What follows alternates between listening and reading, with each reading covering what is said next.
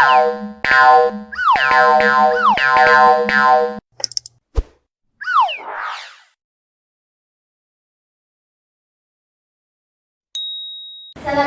warahmatullahi wabarakatuh. Waalaikumsalam warahmatullahi wabarakatuh. Bertemu lagi dengan saya ya di pembelajaran bahasa Indonesia.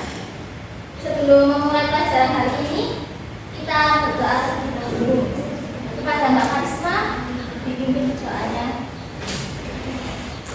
Baik, sebelum kita mulai pelajaran, mari kita membaca yang dalam hati. Al-Fatihah.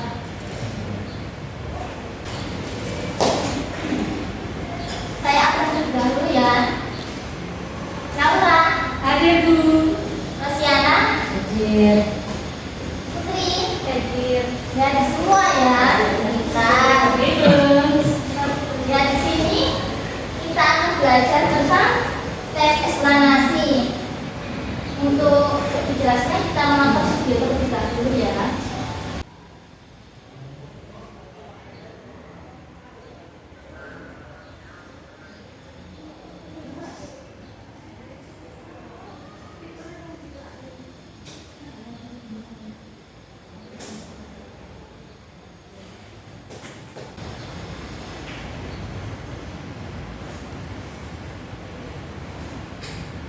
Ya, kembali ke materi. Dan pembelajarannya bisa dibaca sendiri ya. Ya, jadi setelah menonton video tersebut, apa sih tes eksplanasi itu tadi? Fenomena atau fenomena sosial. Pintar. Ya, jadi pengertian dari tes eksplanasi ialah jenis tulisan yang menceritakan rangkaian atau proses terjadinya fenomena alam, baik fenomena alam, sosial, dan fenomena budaya. Ini tentang fenomena yang fakta. Di sini ada struktur dari tes eksplanasi. Yang pertama, identifikasi fenomena. Di situ identifikasi fenomena itu berisi tentang semisalnya fenomena alam, banjir. Banjir adalah nanti kita lihat tes eksplanasi. Ya, terusan yang kedua, rangkaian kejadian. Ya, rangkaian kejadian ini biasanya itu dari waktu ke waktu atau sebab dan akibat. Misalnya tadi ya, banjir, sebab dan akibatnya banjir kenapa? Terusan ada juga yang tentang rangkaian peristiwanya seperti mulai dari jam segini sampai segini terjadi banjir, hingga mulai jam segini dan segini terjadinya hujan yang sangat hebat sampai banjir gitu. Dan yang terakhir yaitu ulasan. Ulasan di sini seperti interpretasi tentang kesimpulan, bisa dikatakan kesimpulan, dan tentang kayak bagaimana cara menanggulangi banjir yang sudah terjadi tadi. Dan yang selanjutnya, ciri-ciri dari tes eksplanasi. Yang pertama, faktual. Jadi tes eksplanasi itu selalu berbentuk fakta, bukan fiktif ataupun kayak imajinasinya orang-orang. Yang kedua, bersifat keilmuan, yang artinya di setiap dari tes eksplanasi itu mengandung ilmu-ilmu seperti gempa bumi ya. Di situ pasti ada istilah-istilah dari geografi, ilmu-ilmu tentang mata pelajaran geografi. Dan yang ketiga, informatif. Jadi tes eksplanasi ini berisi tentang informasi tanpa mempengaruhi pembaca. Jadinya terkait dengan faktual itu tadi, tidak mempengaruhi pembaca. Dan yang terakhir, membahas hal-hal yang umum. Membahas hal-hal yang umum atau yang generik yang sudah biasa terjadi di kehidupan kita sehari-hari seperti itu. Dan yang terakhir kita bahas tentang kaidah kebahasaan. Kaidah kebahasaan tes eksplanasi itu apa saja? Coba dibacakan Mbak Harisma. Kaidah kebahasaan teks eksplanasi yang pertama yaitu menggunakan kata denotatif. Kemudian yang kedua menggunakan kalimat pasif dan menggunakan konjungsi kausalitas. Kemudian yang keempat menggunakan istilah ilmiah, dan yang terakhir bersifat generik.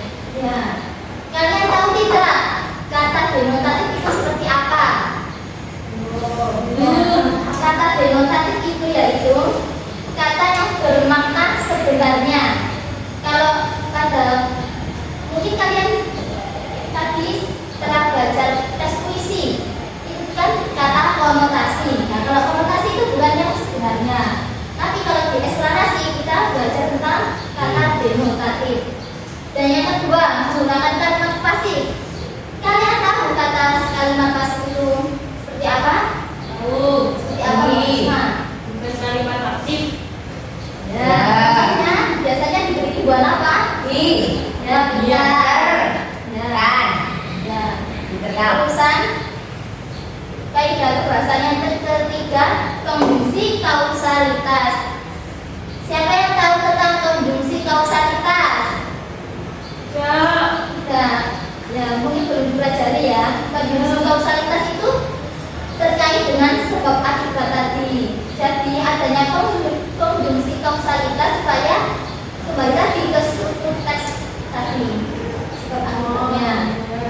Dan yang terakhir bersifat generik. Ini contoh dari teks eksplanasi.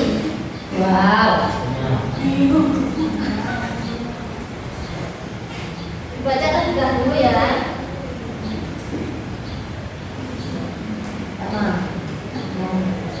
Ya, dibaca siapa paragraf pertama. Virus corona adalah bentuk kumpulan virus yang mampu menginfeksi sistem pernapasan manusia. Virus corona atau COVID-19, coronavirus disease 2019, merupakan pandemi yang pertama kali ditemukan di daerah kota Wuhan, China pada akhir Desember 2019. Nah, ini termasuk dari paragraf pertama, ini termasuk identifikasi fenomena yang menjelaskan tentang virus corona itu bagaimana dan mengapa. Dan yang kedua, bacakan Mbak Revina. Virus ini menyebar dengan sangat cepat dan menyebar ke berbagai wilayah. Virus corona sendiri sudah masuk ke Indonesia pada awal bulan Maret 2020 dan hingga kini masih terus menyebar. Kemudian virus ini akan terus menginfeksi jika imun tubuh lemah dan dapat berujung kematian. Awalnya virus corona diduga dikeluarkan dari hewan liar yang dimakan oleh manusia, seperti kelelawar dan ular. Namun belum ada bukti yang kuat untuk dugaan tersebut. Karena penyebarannya sangat cepat dan luas, virus corona telah ditetapkan sebagai pandemi global hingga saat ini dan menyebabkan banyak kerugian bagi semua pihak. Ya, paragraf kedua ini termasuk bagian apa? Kita lihat ya, termasuk rangkaian kejadian. Ini soalnya menjelaskan tentang sebab akibat virus corona itu tadi terjadi. Lalu paragraf ketiga, baru ini bacakan. Rajin-rajinlah mencuci tangan dan menggunakan masker ketika keluar rumah. Untuk mencegah penyebaran virus ini, kita semua berharap agar virus ini menghilang secepatnya dan kondisi kembali seperti sedia kala. Ya, jadi paragraf ketiga itu berisi tentang apa? Yang terakhir tadi strukturnya.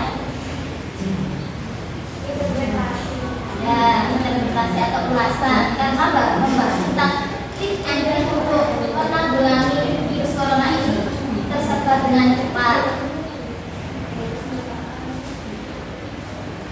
Ya, kali ini sekalian berkelompok menjadi 3 kelompok ya.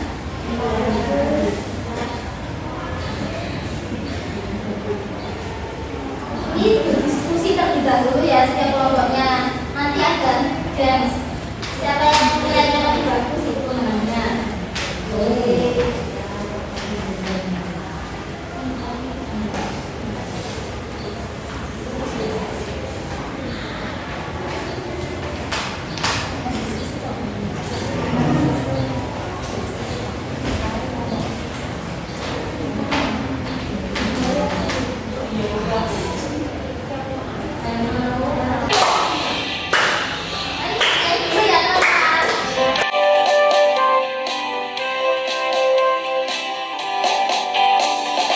Ayo kawan kita belajar bahasa Indonesia. Kali ini kita belajar tentang teks eksplanasi, yaitu teks isinya tentang terjadinya peristiwa atau fenomena alam maupun sosial. Sekarang setiap kelompok menunjukkan ya. Baris ini garis ini. Jadi gantian jawab satu soal, gantian di belakangnya.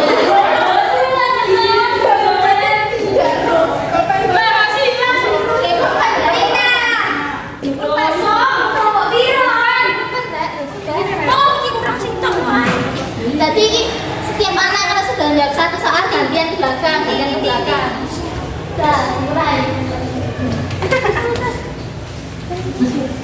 Ayo cepetan.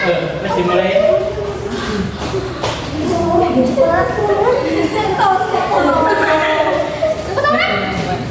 Oh, jawabnya ambil tulisannya. Aku loh, siapa yang gila? Aman kan?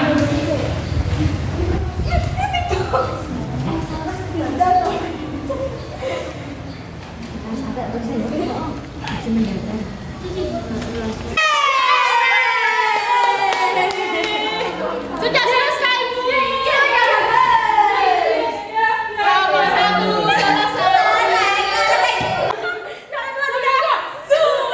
Kembali ke bangkunya masing-masing. Saya udah lagi.